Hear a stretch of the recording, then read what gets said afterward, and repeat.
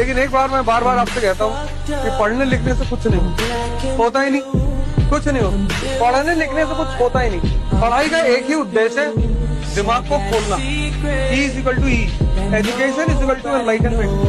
मतलब जब तुम स्कूल से निकलो तो तुम्हें देखकर चीजें समझ में आनी चाहिए।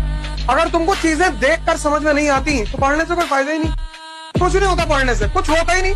पढ़ने का एकमात्र उद्देश्य है दिमाग को खोलना। पढ़ना नौकरी के लिए नहीं होता है। इस देश ने एजुकेशन को एम्प्लॉयमेंट बना दिया। पढ़ना मतलब नौकरी।